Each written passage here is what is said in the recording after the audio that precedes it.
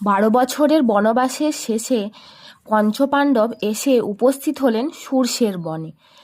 এতটা পথ আসার ফলে ক্লান্ত হয়ে পড়ে ছজনই গাছের তলায় বিশ্রাম করছিলেন।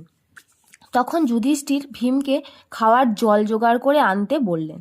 দাদার আদেশ পাবার সঙ্গে সঙ্গে ভীম গেলেন জল আনতে, কিন্তু বহুক্ষণ পরেও আর ফিরে এলেন না।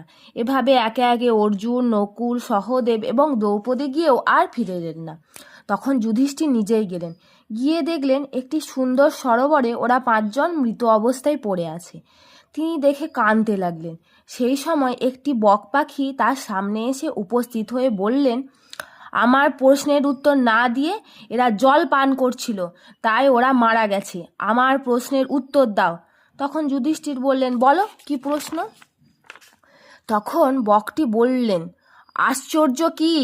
যুধিষ্ঠির বললেন, প্রতিদিন জীবের মৃত্যু হয়, তবু মানুষ অনন্তকাল বেঁচে থাকতে চায়। এর চেয়ে আশ্চর্যের আর কি আছে? বক আবার জিজ্ঞেস করলেন, সুখী কে? যুধিষ্ঠির বললেন, কারো কাছে ধার না করে কষ্ট করেও শাক ভাত খেয়ে যিনি নিজের দেশে বাস করেন তিনিই সুখী। আসলে ধর্মদেবতা বকরূপ ধারণ করে যুধিষ্ঠিরের পরীক্ষা নিচ্ছিলেন। আপনারা কি বলেন?